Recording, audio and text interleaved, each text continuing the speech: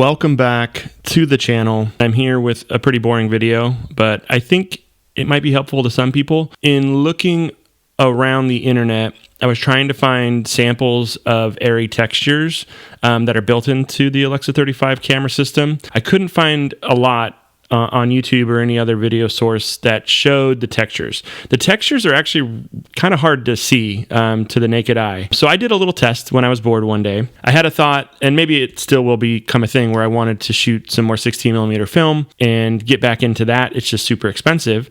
And then I'm like, well, I got this very expensive Alexa 35 camera and it has textures built in. Let's play around with them. Beware of the textures. The textures are baked in.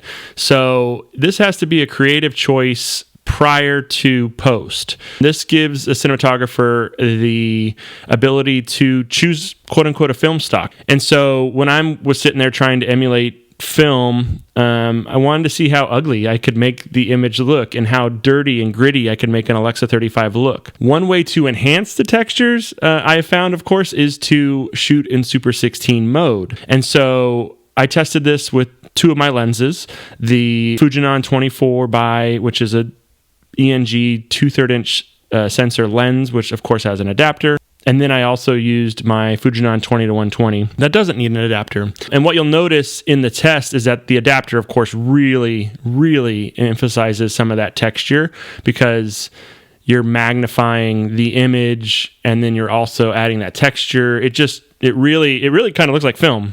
I tested two of the nostalgic textures. I tested the G733 and the G522, which is nostalgic and soft nostalgic. So in the test, I have title cards before each test. The lens I used, the stop I was at, if it had an adapter, if it didn't.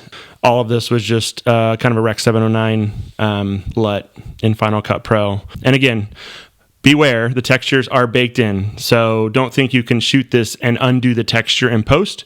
You cannot. I'll leave a link in the description kind of below that is to the Arri texture website. Enjoy. I know it's kind of a long intro, but hopefully this helps the internet and anybody else looking to really push the limits of some of these film grain textures.